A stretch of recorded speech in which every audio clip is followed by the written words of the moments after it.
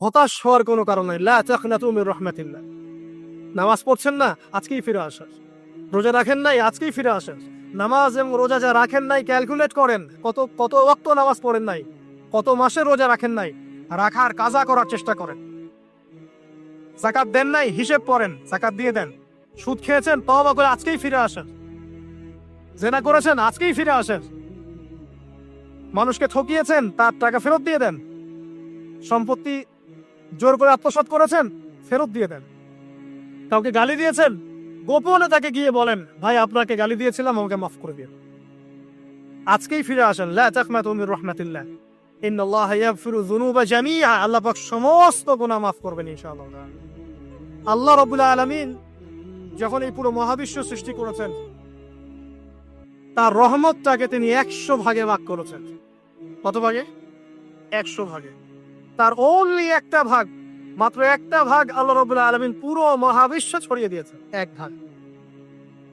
আর আপনাদেরকে আমি অন্য একটা লেকচারে বলেছিলাম, সমুদ্রের ধারে যখন আপনি হাঁটবেন বা নদীর তীরে যখন আপনি হাঁটবেন, ওখানে একটা বালুর যে পরিমাণ অবস্থান, এই পুরো মহাবিশ্বে কিন্তু পৃথিবীর অবস্থান তার চেয়েও কম। যারা সায়েন্স করেছেন তারা জানে, পুরো মহাবিশ্বে পৃথিবীর অস্তিত্ব এর চেয়েও কম, একটা বালুর কণার চেয়েও কম। মহাবিশ্ব এত বড়, এই পুরো মহাবিশ্বে আল্লাহ পাক এক ভাগ রহমত বন্টন করে দিয়েছে সৃষ্টিজীবের মধ্যে। এতে করে আপনি দেখবেন একটা কুকুর পর্যন্ত তার বাচ্চাকে কিন্তু আদর করে, একটা গাভী তার বাচ্চার গা পরিষ্কার করে, তাই না? আর আমরা তো আমাদের বাচ্চাদের জন্য যা করি আপনি দেখতে পাচ্ছেন।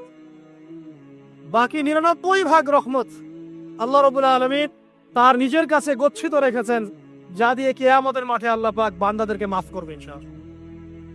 অতএব তরুণ সমাজে যারা হতাশ, পাপে নিমজ্জিত আছো, নামাজ পড়ছো না, হারাম অ্যাফেয়ার্সে আছো, এইসব অশ্লীল কাজে সময় নষ্ট করছো, বেপরদায় ঘুরছো, হ্যাঁ, পিতামাতার সাথে রুড বিহেভ করছো, তোমার বয়সটাকে নষ্ট করছো, দিনের জন্য 3 দিন সময় লাগাতে পারলে না, কোরআন পড়া শিখতে পারলে না, কিছুই করছো না, হতাশ হয়েও না। মন থেকে, ভিতর থেকে আল্লাহকে ডাকো, মন থেকে আল্লাহকে দেখে একটা বার আল্লাহ থেকে ফিরে এসে দেখো, ইনশাআল্লাহ তাআলা দেখবা এখানে যে শান্তি আছে সারা দুনিয়ার কোথাও সে শান্তি পাবা না। এবং এই শান্তি নিয়ে তুমি যদি দুনিয়ার জীবন শেষ করতে পারো, তোমার কবর হবে শান্তিময়, তোমার হাসর হবে শান্তিময়, পুলসিরাত শান্তিময় হবে ইনশাআল্লাহ। হাসতে হাসতে তুমি জান্নাতে চলে যাবে ইনশাআল্লাহ। আমাদের এই যে জীবন, আমাদের রিজিক, আমাদের পরিবার, আমাদের সুস্থতা, আমাদের জ্ঞান, আমাদের সমাজ বলেন, রাষ্ট্র, আমাদের অর্থনীতি, এই বিশ্ব, এই সব কিছুই একটা বিষয়ে কে কেন্দ্র করে টিকে আছে। শুধুমাত্র একটা বিষয়ের সাথে এই পুরো মহাবিশ্ব সম্পর্কিত।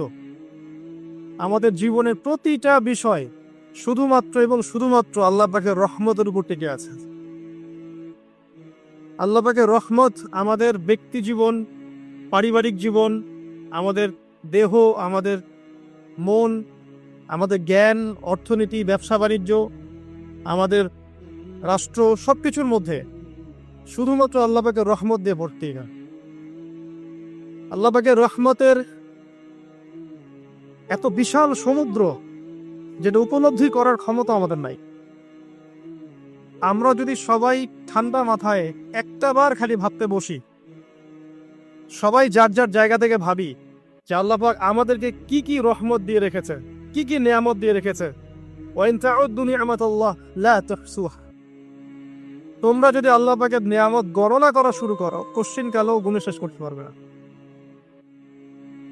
আল্লাহ পাক সূরা জুমারের মধ্যে বলেছেন, কুল ইয়া ইবাদিয়াল্লাযীনা আসরাফু আলা আনফুসিহিম।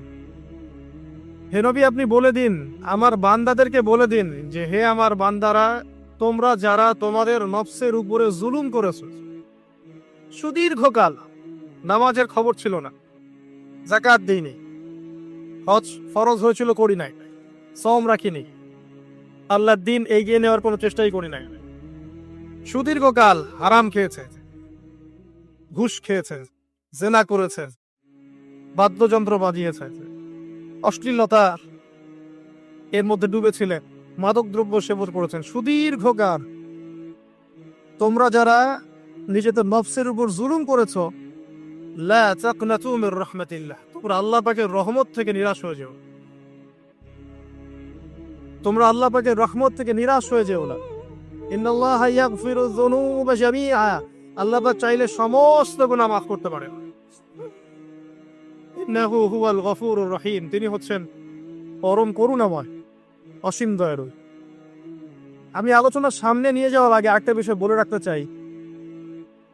এই আলোচনাকে একপাক্ষিকভাবে একপেশেভাবে বুঝে নেওয়ার কোনো সুযোগ নাই।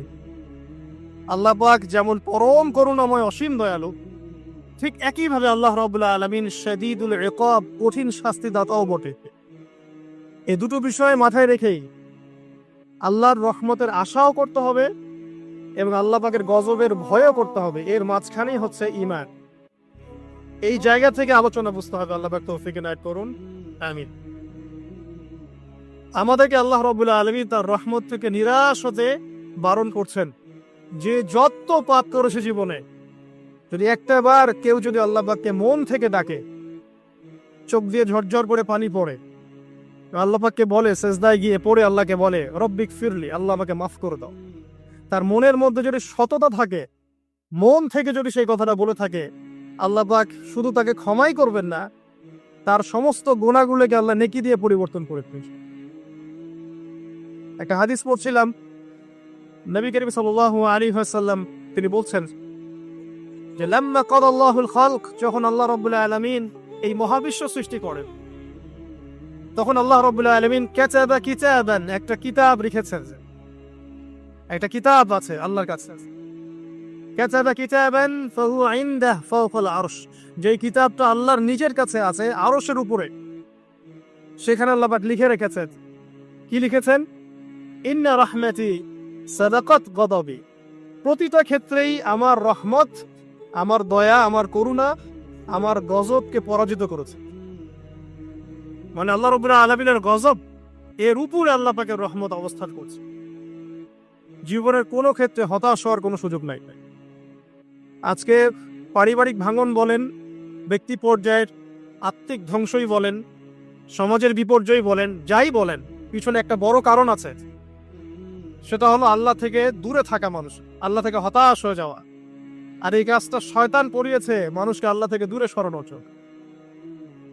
কিন্তু আল্লাহ রাব্বুল আলামিনের কাছে কেউ যদি যেতে চায়, মন থেকে যদি আল্লাহকে একটা বারও ডাকে, আল্লাহ তোকে এক ডাকের মাধ্যমেও তার গুনাহ মাফ করতে পারে। দুজন ব্যক্তির ঘটনা পড়লাম। একজন ব্যক্তি প্রচন্ড রকম আবেদ, প্রচুর ইবাদত করে। আপনারা জানেন ইবলিসও কিন্তু আবেদ ছিল, ইবলিস কিন্তু প্রচুর ইবাদত করেছে।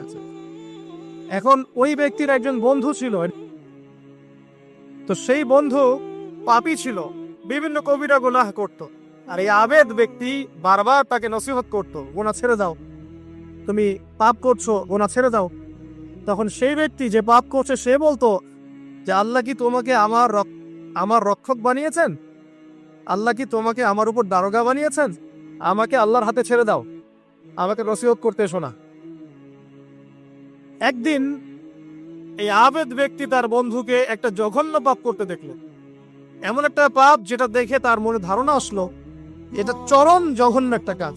তখন সে মুখ ফসকে বলে ফেলল যে আল্লাহ তোকে আর মাফ করবে না, আল্লাহ তোকে জান্নাত দিবে না। আল্লাহ রাব্বুল আলামিন মালাকুল মউতকে এই দুজনের কাছে পাঠালেন, দুজনের রূহকে কবজ করা হলো। এবার আল্লাহ পাক তার সামনে তাদেরকে উপস্থাপন করে বললেন যে তোমাকে আমার রহমত সম্পর্কে কে গ্যারান্টি দিয়েছে যে আমি কাউকে রহমত করব কি করব না? যাও, আমি তোমাকে জাহান্নামে পাঠালাম, ওই ব্যক্তি যে আমার রহমত প্রত্যাশা করেছে আমি তাকে জান্নাত দিয়ে দিলাম। দেখুন, এই হাদিসটা শুনলে মনে হয় বাহ্যিক হয়তো বা মুখের একটা কথার কারণেই সে জাহান্নামে চলে গেল। আসলে বিষয়টা এমন, বিষয়টা আমি আপনাকে বোঝাচ্ছি। বিষয়টা হচ্ছে ইবলিসের মতো। ইবলিস কিন্তু শুধু মন থেকেই বলেনি যে খলাকতানি মিন নার ওয়া খলাকতাহু মিন তিন, আমি কেন তাকে সিজদা করব আদমকে? আদম তো মাটির তৈরি আর আমি তো আগুনের তৈরি। এটা ইবলিসের শুধু মৌখিক স্টেটমেন্ট ছিল না, কারণ কি ছিল? আদা ওয়াস্তাকবারা, সে উদ্ধত হয়েছিল, অহংকার প্রদর্শন করেছিল। ভিতর থেকে ইন্টারনালি সে অহংকারী ছিল, সে আন্ডার এস্টিমেট করে কথাটা বলেছে, শুধু মৌখিকভাবে বলে নাই কিন্তু। ঠিক এই ব্যক্তির ঘটনা এমনই, সে মন থেকে অহংকারী হয়ে উঠেছিল, যদিও বা সে আবেদ ছিল। এখানে আমরা যারা প্র্যাকটিসিং মুসলিম হওয়ার চেষ্টা করছি, আমাদের জন্য এখানে নিদর্শন আছে। অথচ নামাজ পড়েই ভেবে বসবেন না যে অনেক কিছু করে ফেলছে, এক চিল্লা দিয়ে মনে করে ফেলবেন না যে দিনের জন্য অনেক কিছু করে ফেলছে। একটা হজ করেছেন, ওমরা করেছেন, সিয়াম রেখেছেন, দিনের জন্য দান সৎকার করেছেন, একটা মাদ্রাসা মসজিদ করেছেন, ভেবে বসবেন না আপনি সব অনেক কিছু করে ফেলেছেন এবং অন্যরা সব ককরোচ তেলাপোকা, ওরা জাহান্নামে যাবে, এমনটা মনে করবেন। জানি না আমরা যে কার আমলে কতটুকু আল্লাহর কাছে কবুল হচ্ছে।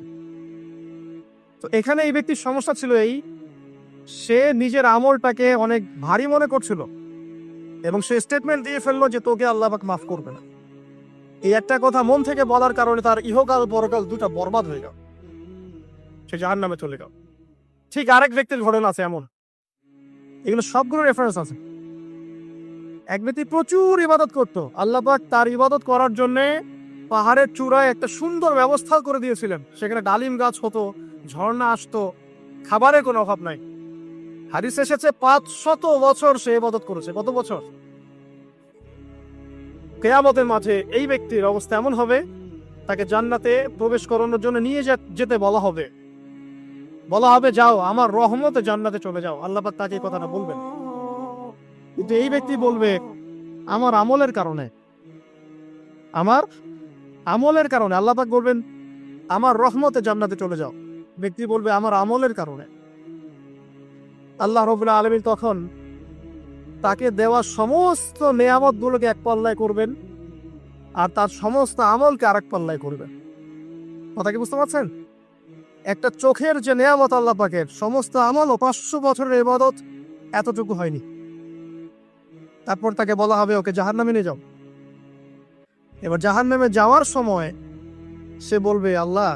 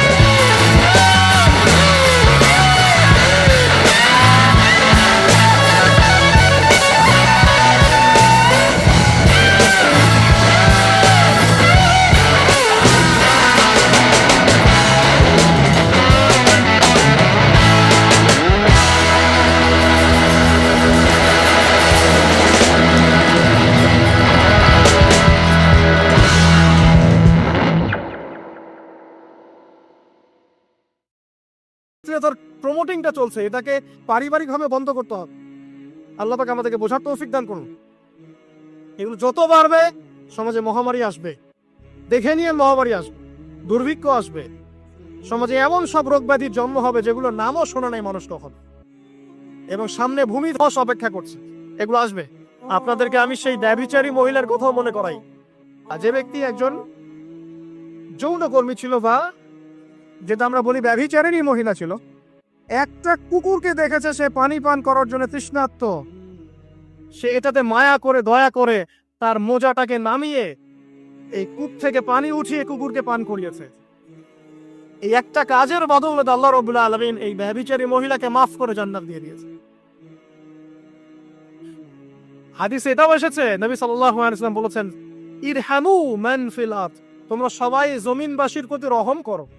জমিনে মুসলিমই থাকতে হবে, তাদের প্রতি রহম করতে হবে এমন নয়, জমিনবাসী যারাই আছে সবার প্রতি রহম করো, জাতি ধর্ম বর্ণ নির্বিশেষে, এমনকি পশু পাখির প্রতিও দয়া করো। ইরহামু মান ফিল আরদ, জমিনে যারা আছে সবার প্রতি রহম করো। ইয়ারহামুকুম মান ফিস সামা, যিনি আসমানে আছেন তিনি তোমাদের প্রতি রহম করবেন ইনশাআল্লাহ। ইসলাম এই কথাগুলো বলেছে 1400 বছর আগে। আজকের এই বিশ্বে, সো-কল্ড এই মডার্ন বিশ্বে, যেখানে মানুষের রক্তের কোনো দাম নাই, সেখানে ইসলাম পশু পাখির অধিকার নিয়ে কথা বলেছে 1400 বছর আগে। কাদেরকে কি শেখাতে আসেন? কোরআন এবং সুন্নাহর বাইরে অভ্রান্ত সত্যের কোনো উৎস আছে? এখানে যা আছে তাই চূড়ান্ত। মানতে চাইলে মানেন, না মানতে চাইলে জাহান্নামে যান, কেউ তো বাধ্য করছে না। লাকুম দীনুকুম ওয়ালিয়া দিন। আল্লাহ পাকের রহমত দেখেন। আরেকটা ঘটনা আছে এমন, একটা বিড়ালকে বেঁধে রেখেছিল এক মহিলা।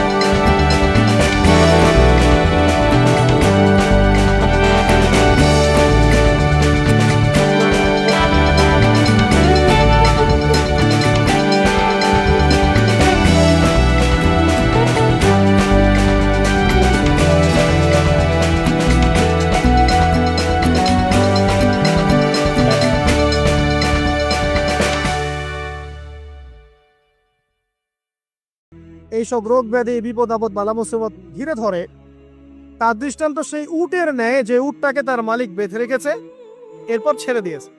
সে উটটা বুঝতে পারলো না কেন তার মালিক তাকে বেঁধে রাখলো আর কেনই বা তাকে ছেড়ে দিল। কথাটা কি বুঝতে পারছেন? যারা আল্লাহ দ্রোহী তাদের উপর যখন বিপদ আপদ বালা মুসিবত আসতে থাকে, তারা বুঝে না যে কি জন্য আসলো আর কেন চলে গেল। কিন্তু মুমিন ব্যক্তি যারা মুসলিম আল্লাহর অনুগত, তাদের বিষয়টা হচ্ছে এমন, বিপদ আপদ বালা মুসিবত রোগ ব্যাধি তাদেরকে আল্লাহর দিকে ফিরিয়ে নিয়ে আসবে। দেখুন,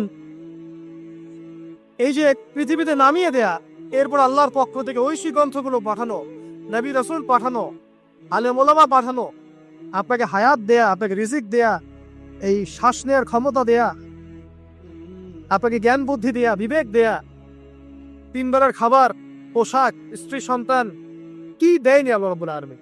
এই যে সমস্ত নিয়ামতগুলো দেয়া, এগুলো একটা উদ্দেশ্য, আপনি আমি যেন এটাকে উপলব্ধি করি যেগুলো আল্লাহর পক্ষ থেকে আসছে এবং আল্লাহর দিকে আমরা অভিমুখী হই, এছাড়া কোনো উদ্দেশ্য নেই। সামনে যান, নূহ আলাইহিস সালাম, একদিন 2 দিনেই কি আল্লাহ পাক তার কওমকে ধ্বংস করে দিয়েছেন? 950টা বছর আল্লাহ রাব্বুল আলামিন সময় দিয়েছেন কওমকে, আল্লাহর দিকে ফিরে আসো, আল্লাহর দিকে ফিরে আসো। নবী দাওয়াত দিয়েছেন প্রায় 950 বছর। যখন তারা ফিরে আসে নাই, তারপরে আল্লাহ রাব্বুল আলামিন গজব দিয়ে ধ্বংস করেছে। কারণ আমি বলেছি একটা কথা, আল্লাহ পাক শুধু রহমানুর রহিমই নন, বরং তিনি কিন্তু কঠোর শাস্তিদাতা, শাদীদুল ইকাব।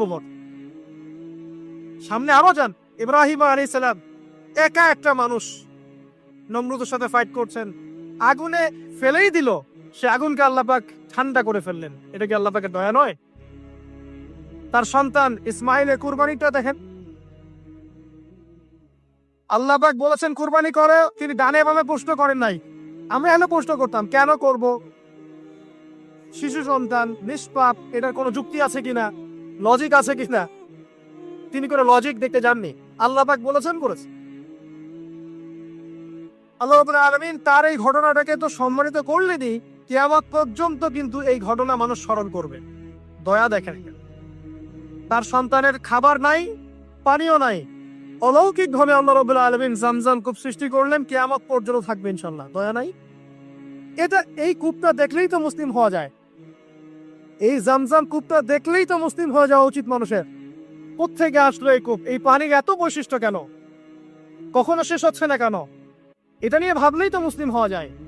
হবে না, কারণ কি? আবা ওয়াস্তাকবার, উদ্ধত হয়েছে, অহংকার প্রদর্শন করছে। অহংকার মানে এই নয় যে আপনি সুন্দর জামা পরছেন, আপনি সুন্দর কাপড় পরছেন, আপনি ভালো একটা বাড়ি করেছেন, এটা অহংকারের পরিচয় নয়। বরং অহংকারের পরিচয় হচ্ছে বাতারুল হাক্কি ওয়া গামতুন নাস, সত্য জিনিস যেটা স্পষ্ট এটাকে অস্বীকার করা আর অন্য মানুষকে ছোট করা, তুচ্ছ তাচ্ছিল্য করা, এই হলো অহংকারের পরিচয়। ইউনুস নবীর কথা মনে আছে আপনাদের? ওই যে মাছের পেটের মধ্যে 3 দিন 3 রাত ঘুরছে আর ঘুরছে, একজন নবী হয়ে তাকে এই অবস্থা ফেস করতে হচ্ছে। এক পর্যায়ে তিনি বুঝতে পারছেন যে আমার কিছু একটা তো ভুল হয়েছে। আল্লাহর কাছে হাত তুলে দোয়া করলেন, লা ইলাহা ইল্লা আনতা সুবহানাকা ইন্নী কুনতু মিনাজ জালিমিন। দোয়ার পড়ার সাথে সাথে আল্লাহ পাক বললেন, যাও মাছ তুমি রেখে চলে আসো। এটা কি দয়ার নিদর্শন নয়? শুধু তাই নয়, তাকে যখন দ্বীপে নামিয়ে দেওয়া হয়, তিনি অসুস্থ ছিলেন।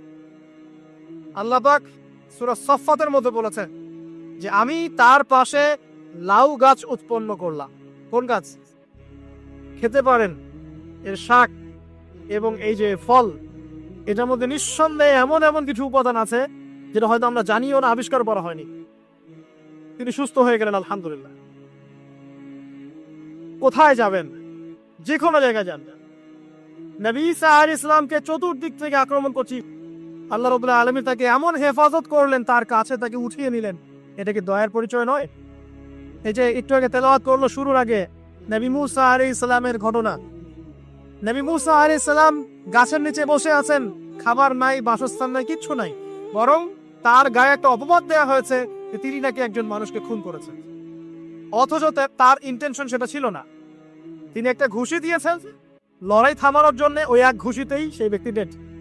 এবার তিনি গাছের নিচে বসে দোয়া করছেন, রব্বি ইন্নী লিমা আনজালতা ইলাইয়া মিন খায়রিল ফাকির। আল্লাহ, আমি নিঃস্ব অসহায় হয়ে এখানে বসে আছি, তুমি আমার উপর তোমার যে রহমত পাঠাবে আমি তার ভিখারি হয়ে বসে আছি। দোয়া করার সাথে সাথেই ওই শুআয়ব আলাইহিস সালামের মেয়ে হেঁটে হেঁটে চলে আসলেন। তিনি স্ত্রী পেলেন, তিনি শ্বশুর পেলেন, একজন নবী পরিবার পেলেন, বাসস্থান পেলেন, চাকরি পর্যন্ত পেলেন। 8 বছর তিনি রাখালি করেছেন শুআয়ব আলাইহিস সালামের ফার্মের মধ্যে। দয়া মুহূর্তে চলে আস, শুধু আল্লাহর দিকে অভিমুখী হলেই হয়, এবার দয়া। আইয়ুব আলাইহিস সালামের কথা মনে আছে না? দীর্ঘদিন রোগে ভুগছেন, চিকিৎসা হচ্ছে না, ভালো হচ্ছে না, শেফা হচ্ছে না। এখানে যারা আধ্যাত্মিকত্ব নিয়ে পড়াশোনা করেন, লেখালেখি করেন, তারা বলেছেন তাদের কিছু কিছু কিতাবের মধ্যে, রোগটা যখন এমন একটা পর্যায়ে চলে আসলো যে তিনি জিহ্বাটা নড়াতে পারছেন না, কারণ তিনি আল্লাহ পাকের জিকির করতে প্রচন্ড ভালোবাসতেন। এক পর্যায়ে রোগটা এমন একটা জায়গায় চলে আসলো যে জিহ্বাটা তিনি নড়াতে কষ্ট হচ্ছে। তখন গিয়ে তিনি বলছেন, রব্বি আন্নী মাসসানিয়া দুররু ওয়া আনতা আরহামুর রাহিমিন, হে আল্লাহ, আমাকে কষ্ট স্পর্শ করেছে, আর তুমি তো ক্ষমাকারী, আবার রহমকারীদের মধ্যে সর্বশ্রেষ্ঠ রহমকারী। আমি জিকির করতে পর্যন্ত পারছি না, আল্লাহ আমার রোগটা শেফা দিয়ে দাও। বলার সাথে সাথে আল্লাহ রাব্বুল আলামিন প্রস্রবণ ঝর্ণা তৈরি করলেন, এখানে গোসল করো, শেফা হয়ে গেল। এগুলো কি রহমতের পরিচয় নয়?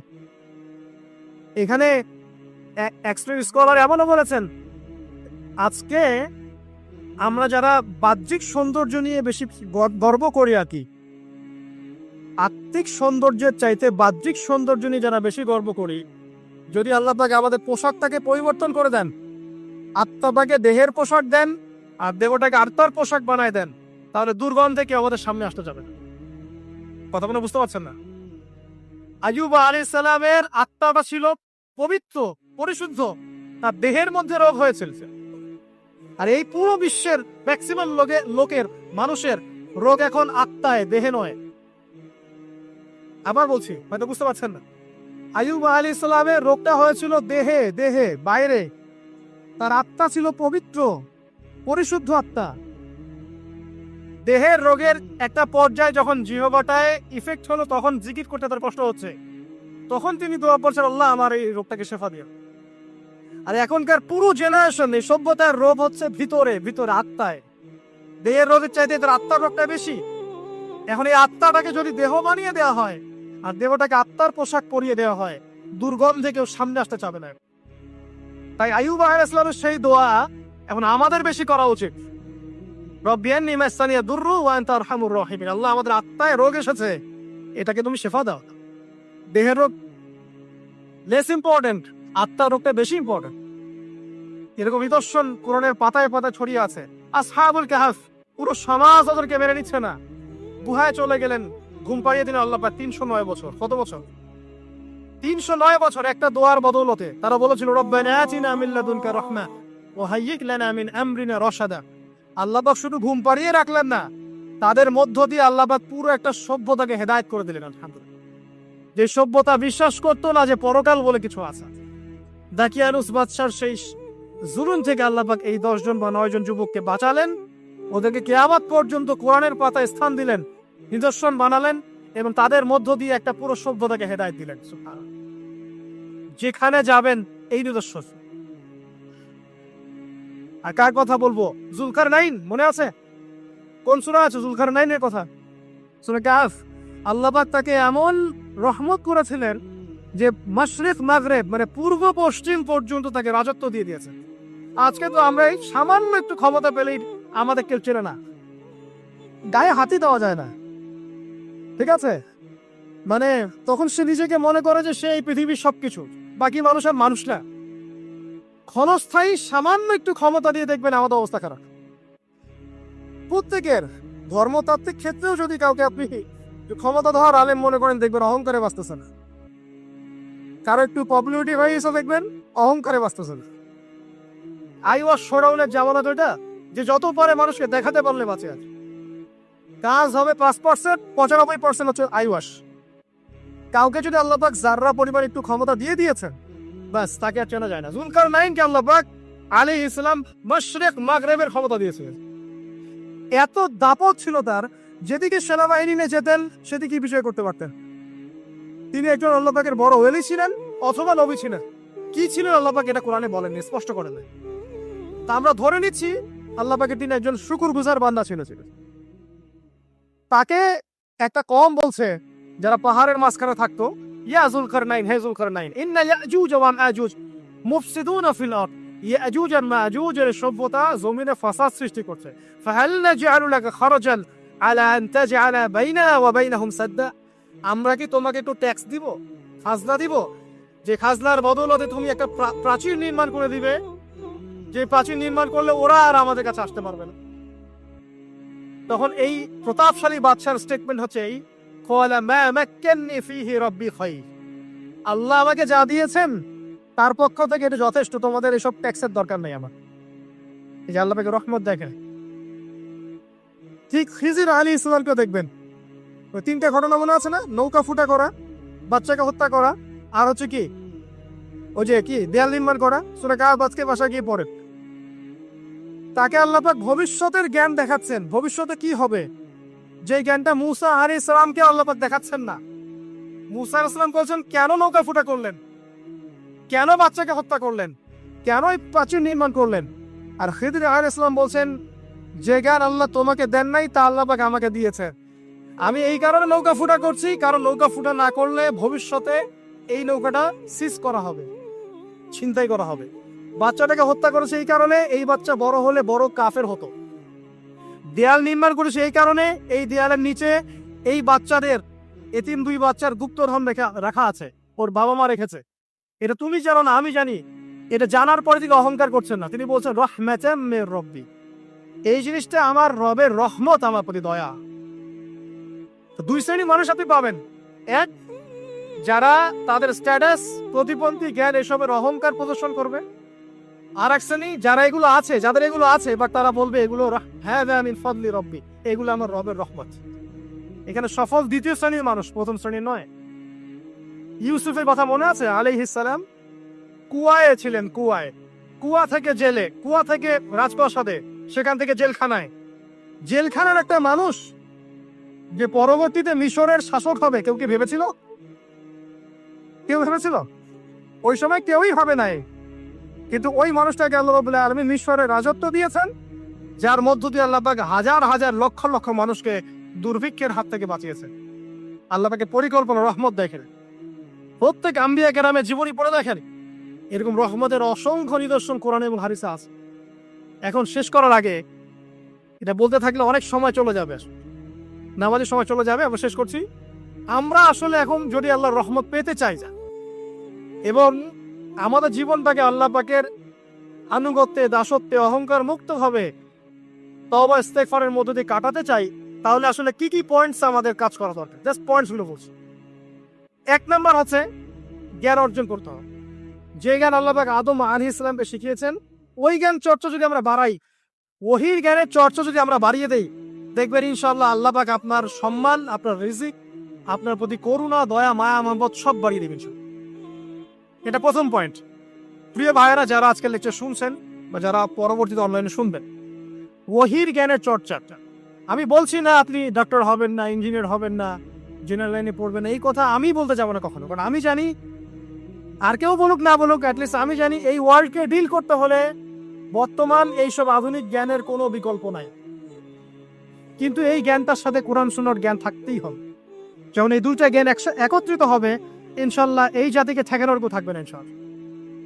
এই সহজ সরল কথাটা আমরা বুঝাতে ব্যর্থ হচ্ছি, অথবা কিছু মানুষ ইন্টেনশনালি এটাকে ঘুরিয়ে ফিরে উল্টা ব্যাখ্যা করছে। আর হ্যাঁ, এটা স্বীকার করছি, কিছু মানুষ আছে, কিছু ব্যাকডেটেড থিঙ্কিংস আছে আমাদের মধ্যে, যে আমরা আধুনিক শিক্ষাটাকে অনেক সময় গুরুত্ব দিচ্ছি না। এটা ঠিক নয়, এটা আমার মত। পরিবেশ বজায় রেখে, ইসলামী পরিবেশ বজায় রেখে আধুনিক শিক্ষায় শিক্ষিত হতে কোনো সমস্যা আছে? আর আধুনিকের শিক্ষাগুলো অন ইসলামিক শিক্ষা নয়। আপনি যে কোনো এডুকেশনের বেসে যান, ম্যাথামেটিক্সে যাবেন, অ্যালজেব্রায় যাবেন, আপনি কেমিস্ট্রিতে যাবেন, ফিজিক্সে যাবেন, বায়োকেমিস্ট্রি যাবেন, জ্যোতির্বিজ্ঞানে যাবেন, মেডিকেল সায়েন্স, প্রত্যেকটাতে দেখেন মুসলিম থেকে খুঁজে পাবেন। আপনি প্রত্যেকটা গোড়াপত্তন গিয়ে আপনি দেখবেন মুসলিমদের হাতেই হয়েছে। আব্বাসীয় খেলাফত যখন ছিল, তখন এই বাগদাদ ছিল জ্ঞানের রাজধানী। ওরকম লাইব্রেরি কি বিশ্বের কখনো হয়েছে? এখন আমরা মনে করছি জ্ঞানের লাইব্রেরি মনে হয়, জ্ঞানের রাজধানী মনে হয় ব্রিটেন, হার্ভার্ড, কেমব্রিজ, অক্সফোর্ড। এরা কবে এসেছে ইতিহাসে? ইতিহাস কি 100 বছরের? হাজার হাজার বছর চলে গেছে। হিস্ট্রি পড়েন। তো এখানে আমার কথা হচ্ছে, একদম clear and neat and clear যে আমাদেরকে উভয় দিকের জ্ঞানই অর্জন করতে হবে, বোধ কোরআন সুন্নাহ এবং আধুনিক জ্ঞান। এই দুটো জ্ঞান যখন আপনি একত্রিত করবেন, ইনশাআল্লাহ দেখবেন আল্লাহ চায় তো কোরআন এবং সুন্নাহকে হাতে নিয়ে এই বিশ্বের চ্যালেঞ্জগুলোকে ফেস করা যাবে ইনশাআল্লাহ। আল্লাহ পাক তৌফিক দান করুন, আমিন। প্রথম যেটা বিষয়, আল্লাহ পাকের রহমত পেতে হলে আল্লাহর ওহীভিত্তিক জ্ঞানের চর্চা বাড়াতে হবে। এই জ্ঞানের চর্চা বাড়ালে ব্যক্তি, পরিবার, সমাজ, রাষ্ট্র সবাইকে আল্লাহ পাক সম্মানিত করবে ইনশাআল্লাহ। আল্লাহ পাক রহম করবেন, ক্ষমা করবেন, ইনশাআল্লাহ দুনিয়াটাও সফল করবেন, পরকালও জান্নাত দিবে ইনশাআল্লাহ তাআলা। আর আমরা তো দেখলাম আল্লাহ পাকে জান্নাত দেওয়ার জন্য একটা ঘটনা যথেষ্ট।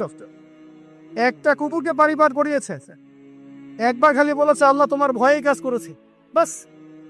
আবার জাহান্নামে যাওয়ার জন্য একটা ঘটনা এনাফ, খালি বলেছে যে আল্লাহ তোকে মাফ করবে না, বাস জাহান্নাম। আল্লাহ পাক জানেন এন্ড অফ দ্য ডে কে জান্নাতে যাবে আর কে জাহান্নামে যাবে। অহংকারের কোনো সুযোগই নাই। এক মিনিট একটা কথা বলতে চাই যে এখন অনেক মুসলিমদের মধ্যে একটা ট্রেন্ড চলে আসছে, একটু ইসলাম প্র্যাকটিস করলেই অন্যকে আন্ডারএস্টিমেট করা শুরু করে না? এখন তো অনলাইনের যুগ, আর এখন তো কাজ করতে কোনো শ্রম লাগে না, খালি ঘরে বসে শুয়ে দুটো লাইন লিখলেই কাজ শেষ। ঘরে বসে শুয়ে ফেসবুকে দুটো লাইন লিখলেই কাজ শেষ। আর কনস্ট্রাকটিভ কাজের তো কোনো খোঁজ খবরই নাই। এগুলো সহজ, এই কারণে দেখা যায় বর্তমান যুগে সমালোচনা, গীবত, আন্ডারএস্টিমেট করা, এগুলো সংস্কৃতি বেড়ে গেছে। এগুলোর মধ্য দিয়ে আমরা দিন পালন করার পরেও ক্ষতির মধ্যে আছি। এমন হতে পারে যে ব্যক্তি বা যে দল বা যে রাজনৈতিক দল বা যে ধর্মীয় দল যার বিরুদ্ধে আমি নিজের কলমগুলো ঘোরাচ্ছি, হতে পারে তার মধ্যে এমন মানুষ আছে যে আমার আগে জান্নাতে চলে যাবে, হতেই পারে। আর আমি যে নিজেকে এত বড় করে ফখর করছি, কে জানে এন্ড অফ দ্য ডে আমি জান্নাতে যাবো কি যাবো না, কোনো গ্যারান্টি আছে? কোনো গ্যারান্টি নাই। সো এখন আমরা যারা ইসলাম প্র্যাকটিস করছি, আমাদের সতর্ক হওয়া উচিত। নিজের পরকালের ফিকিরটা করি, আল্লাহ পাক বোঝার তৌফিক দান করুন, আমিন। 2 নাম্বার যেটা বলবো, যে রাসূলুল্লাহ সাল্লাল্লাহু আলাইহি ওয়াসাল্লামের রেখে যাওয়া যে আদর্শ এবং সুন্নত, এর চর্চা যারা বাড়িয়ে দিবে আল্লাহ পাক রহম করবে ইনশাআল্লাহ। সূরা আলে ইমরানের 31 নম্বর আয়াত পড়ে দেখেন, আল্লাহ পাক নিজে বলেন, কুল ইন কুনতুম তুহিব্বুনাল্লাহ ফাত্তাবিউনি। হে নবী বলে দিন, তোমরা যদি আল্লাহর রহমত আর ভালোবাসা পেতে চাও তাহলে আমাকে অনুসরণ করো। আমাকে যে বা যারাই নবী সাল্লাল্লাহু আলাইহি ওয়াসাল্লামকে অনুসরণ করবে, আল্লাহ তার প্রতি দয়া করবে ইনশাআল্লাহ। শুধু দয়াই না, ইয়াগফির লাকুম যুনুবাকুম, তোমাদের সমস্ত গুনাহ আমি মাফ করে দেব। আল্লাহু গফুর রহিম। সুন্নতের চর্চা বাড়িয়ে দেই। শুধু তাই নয়, কেউ যদি নবী সাল্লাল্লাহু আলাইহি ওয়াসাল্লামের উপরে বেশি বেশি দরুদ শরীফ পড়ে, আল্লাহুম্মা সাল্লি আলা মুহাম্মাদ ওয়া সাল্লিম পড়তেই থাকে, দরুদ ইব্রাহিম বা সংক্ষিপ্ত দরুদগুলো, আল্লাহ পাক একবার দরুদ পড়লে 10 বার রহম করবে ইনশাআল্লাহ। যে নবীর আদর্শ মেনে চললে আল্লাহ পাক ভালোবাসবেন, সেই নবীর নাম উচ্চারিত হলে দরুদ পড়লেও আল্লাহ পাক রহম করবে ইনশাআল্লাহ। 4, সৃষ্টির সেবা করলে রহম পাওয়া যাবে। আল্লাহ পাক বলছেন তোমরা সৃষ্টির সেবা করো, মানবতার সেবা করো, জমিনবাসী যারা আছে ওদের প্রতি রহম করো, আল্লাহ তোমাদের প্রতি রহম করবে ইনশাআল্লাহ। 5, রহমত পেতে হলে আল্লাহর জিকির বাড়িয়ে দিতে হবে। আল্লাহর জিকির মানে সকাল সন্ধ্যা আল্লাহ পাকে যত জিকির আজগার আছে এগুলো ছাড়া যাবে না। চলতে ফিরতে অলওয়েজ আল্লাহকে ডাকতে হবে, সুবহানাল্লাহ, আলহামদুলিল্লাহ, ওয়ালা ইলাহা ইল্লাল্লাহ, আল্লাহু আকবার, লা হাওলা ওয়ালা কুওয়াতা ইল্লা বিল্লাহ। যে কাজ আপনি করছেন ওই কাজের মধ্যেই জিকির বাড়াতে হবে। যে যত বেশি আল্লাহ পাকে জিকির করবে তার কলব তত জিন্দা থাকবে, এবং যার কলব জিন্দা থাকবে, যার কলবের মধ্যে নূর থাকবে, আল্লাহ পাকের নূর তার কলবে আসবে ইনশাআল্লাহ। 6, বেশি বেশি কোরআন তেলাওয়াত বাড়িয়ে দিতে হবে। কোরআন তেলাওয়াত যারা বাড়িয়ে দিবে, এই কোরআনের বদৌলতে আল্লাহ পাক তার প্রতি রহম করবে ইনশাআল্লাহ। আরো বলবো 7 নাম্বার, যে সালাত এর কোনো বিকল্প নাই। নবী সাল্লাল্লাহু আলাইহি ওয়াসাল্লাম ইন্তেকালের আগ মুহূর্তে বলে যাচ্ছেন, আসসালাত ওয়াস সালাত ওয়া মা মালাকাত ঈমানুকুম, নামাজের যত্ন নিও, নামাজের যত্ন নিও, আর তোমাদের অধীনস্থ যারা আছে ওদের ব্যাপারে খেয়াল রেখো। নামাজ নাই ইসলাম নাই, নামাজ আছে তো ইসলাম আছে। তো নামাজের তাবেদারি যারা করবে, 5 ওয়াক্ত নামাজ ঠিকঠাক মতো করবে, ইনশাআল্লাহ অবশ্যই আল্লাহ পাক তাদের প্রতি রহম করবেন ইনশাআল্লাহ। আরো বলতে চাই তাহাজ্জুদের কথা। যারা একটু তাহাজ্জুদের নামাজে অভ্যস্ত হতে পারবেন, ওই সময়টা আল্লাহ পাকের রহমত নেমে আসে, বর্ষিত হয়। যারা তাহাজ্জুদের সালাতে অভ্যস্ত হবে, আল্লাহ পাক তাদের প্রতি রহম করবে ইনশাআল্লাহ তাআলা। 9 বলতে চাই দ্বীনি মেহনত বাড়িয়ে দেওয়া। যাদের ফিকির দিনকে নিয়ে, কিভাবে আমি দিন পালন করব, কিভাবে দিনের প্রচার করব, দিনের জ্ঞান অর্জন করব, এর প্রসার ঘটাবো, দিনটাকে মানুষের কাছে পৌঁছে দিব, এই ফিকির যাদেরকে তাড়িয়ে বেড়ায়, ইনশাআল্লাহ আল্লাহ পাক ওদেরকে এই জমিনে রহম করবে ইনশাআল্লাহ। আল্লাহ পাক দাওয়াতি কাজ বাড়িয়ে দেন, দিনের ফিকির বাড়িয়ে দেন, ইনশাআল্লাহ তাআলা আল্লাহ পাকের রহমত পাওয়া যাবে ইনশাআল্লাহ। আরেকটা কথা আছে, 10-এ গিয়ে বলবো পিতামাতার খেদমতের কথা। পিতামাতার খেদমত এমন একটা জিনিস যেটা করলে পরে আল্লাহর রহমত নেমে আসে। একজন ব্যক্তি কবিরা গুনাহ করেছে, নবীর কাছে গিয়ে বলছে আমার ক্ষমার কি কোনো রাস্তা আছে? নবী সাল্লাল্লাহু আলাইহি ওয়াসাল্লাম বলছেন তোমার মা কি বাসায় আছে, জীবিত আছে? হ্যাঁ জীবিত আছে। বাসায় যাও, তুমি মায়ের খেদমত করো, তোমার সমস্ত গুনাহ মাফ হয়ে যাবে ইনশাআল্লাহ। আপনার ওয়াইস কারণীর নাম শুনেছেন না? শুনেছেন না? তাকে এত বড় মর্যাদা দেওয়া হবে কিয়ামতের মাঠে। এর পিছনে কারণ কি জানেন? সেই ব্যক্তি মাশাআল্লাহ তার মায়ের খেদমত করত। 3 বার বলেছেন নবী সাল্লাল্লাহু আলাইহি ওয়াসাল্লাম আমাদের সবচেয়ে সেরা এবং ভালো ব্যবহার পাওয়ার অধিকার হচ্ছে মায়ের, তারপরে মায়ের, তারপরেও মায়ের, তারপর বাবার। পিতামাতার খেদমত করলে আল্লাহর রহমত নেমে আসে। আর একজন ব্যক্তি বলছিল আমার বাসায় তো মাও নাই ইয়া রাসূলুল্লাহ, আমি কি করব? তখন নবীজি বলছেন তোমার কি খালা আছে? খালা বেঁচে আছে? খালা বেঁচে আছে, খালার খেদমত করো। এখনকার এই বিশ্বে দেখেন সম্পর্কগুলো কিন্তু ভেঙে যাচ্ছে। পিতা মাতা, ভাই বোন, আত্মীয় স্বজন, পরিবেশ, প্রতিবেশীর তো খবরই নেই, আমি তো জানি না আমার পাশের ফ্ল্যাটে কে থাকে। হ্যাঁ, অবস্থা এমন। তো সমাজের উপকার করলে, জনকল্যাণমূলক কাজ করলে, পিতামাতার খেদমত করলে, আত্মীয়তার বন্ধন অটুট রাখলে এবং অন্যের সমস্যার সমাধান করার জন্য মানব সেবামূলক কাজ করলে আল্লাহর রহমত নেমে আসে। আজকে আমি 10টা বলেছি, ছাড়া আরো অনেক কাজ আছে যেগুলো নিয়মিত করতে থাকলে আল্লাহ রাব্বুল আলামিনের রহমত নেমে আসে। মোটা দাগে জ্ঞান অর্জন, মোটা দাগে নবী সাল্লাল্লাহু আলাইহি